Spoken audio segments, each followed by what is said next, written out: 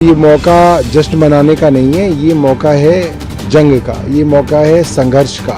Party को संघर्षरत रहना है और इस तानाशाही के खिलाफ आवाज उठाते रहना है। देखिए, भारतीय जनता पार्टी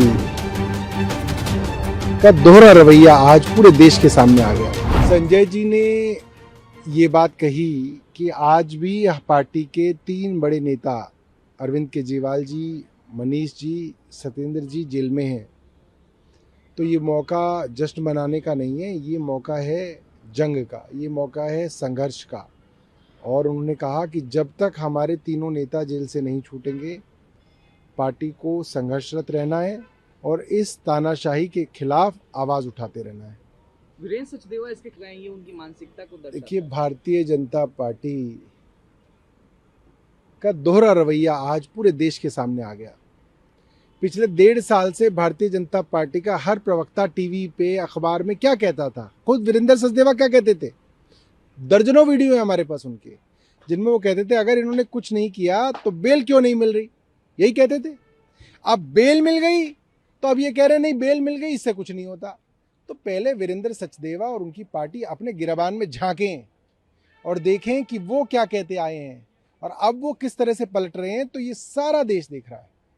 अब आगे की आम आदमी पार्टी की किस तरीके से आप लोग लोकसभा चुनाव के कैंप पे काम करेंगे? देखिए, आज जो दिल्ली में स्थिति है, आज दिल्ली के साधारण लोग आम आदमी पार्टी के लिए चुनाव लड़ रहे हैं।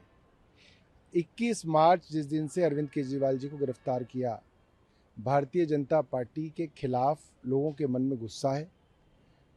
भारतीय जनता पार्टी को समर्थन करने वाले लोग भी आज ये पूछ रहे हैं कि अगर इस तरीके से तानाशाही चलेगी, अपोजिशन पार्टियों को जेल में ही डाल दिया जाएगा, तो सरकार से सवाल कौन पूछेगा, फिर सरकार लोगों की कैसे सुनेगी। तो आज भारतीय जनता पार्टी के अंदर इस बात को लेकर चिंता है कि अरविंद केजरीवाल को गिरफ्तार करना उनके लिए एक घाटे का सौदा रहा है और दिल्ली के अंदर जो सहानुभूति है उसके ऊपर जो है पार्टी जो है बैंक करेगी। यूनियन मिनिस्टर देखिए, भारतीय जनता पार्टी का तो खुद पश्चिम उत्तर प्रदेश के अंदर कोई आधार नहीं है। अगर आधार होता तो राष्ट्रीय लोकदल के साथ समझौता ना करना पड़ता। जो 2 पार्टियां एक दूसरे को वर्षों तक गाली देती रही, आज उनको साथ ही इसलिए आना पड़ा है क्योंकि भारतीय जनता पार्टी का आधार पश्चिम उत्तर प्रदेश के अंदर कम हुआ है। खास तौर पे जाट लोग 2-3 कारणों से भारतीय जनता पार्टी से दूर हुए। पहला, किसानों का आंदोलन। दूसरा, पहलवान खिलाड़ी जिनको न्याय नहीं मिला। और तीसरा, जिस तरीके से जम्मू कश्मीर के पूर्व गवर्नर सत्यपाल मलिक का तिरस्कार भारतीय जनता पार्टी ने किया है, इसको लेके काफ़ी गुस्सा भाजपा के खिलाफ है। असम के मुख्यमंत्री हेमंत, देखिए, मैं तो ये जानता हूँ कि असम के हेमंत बिस्व शर्मा खुद कांग्रेस के मंत्री थे। आज जिस कांग्रेस को वो दिन रात गाली देते हैं, वो उस कांग्रेस में थे क्यों, पहले तो वो ये बताएं। और ये बात सारा हिंदुस्तान जानता है कि भारतीय जनता पार्टी ने उनके ऊपर आरोप लगाए भ्रष्टाचार के, और उन भ्रष्टाचार के आरोपों से बचने के लिए उन्होंने भारतीय जनता पार्टी के अंदर आए और भारतीय जनता पार्टी के अंदर आज मुख्यमंत्री बन गए।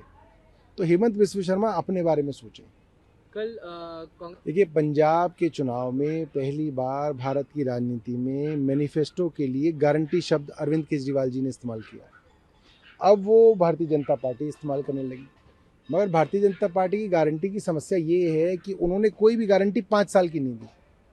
वो गारंटी देते हैं 20-20 सालों की। 2042 में ये होगा, 2051 में ये होगा। तब तक कौन आपको वोट दी जा रही है 5 साल के लिए? आप ये बताइए कि आपने पिछले 10 साल में क्या किया, आने वाले 5 साल में आप करेंगे। बाकी सब तो जो है जुमलेबाजी है। कांग्रेस के वरिष्ठ नेता गौरव वल्लभ सांसद थे, उन्होंने, मैं समझता हूँ कि दशकों से भारतीय जनता पार्टी राजनीति में रही, पिछले 10 साल से तो केंद्र में है, 20 से ज़्यादा राज्यों के अंदर इनकी सरकार है। उसके बावजूद इनको भारतीय जनता पार्टी के कैडर और भारतीय जनता पार्टी के टैलेंट के ऊपर भरोसा नहीं है। आज भी ये मानते हैं कि दशकों तक इस पार्टी को चलाने के बावजूद इनके यहाँ ऐसे लोग नहीं हैं जो संसद में जा सकें, जो विधानसभाओं में जा सकें, जो मंत्री बन सकें, जो पॉलिसी बना सकें। टैलेंट का डेफिसिट भारतीय जनता पार्टी के अंदर है। इसलिए रोज कांग्रेस को गाली देते हैं और रोज किसी कांग्रेसी को अपने यहाँ शामिल करते हैं। मुझे लगता है आधे से ज़्यादा जो इनके यहाँ जो सांसद हैं वो तो कांग्रेस से आए हुए हैं। तो ये इनके जो अपना कैडर है, जो इनके लिए दिन रात सड़कों पे लड़ता है, उसका बहुत बड़ा तिरस्कार है।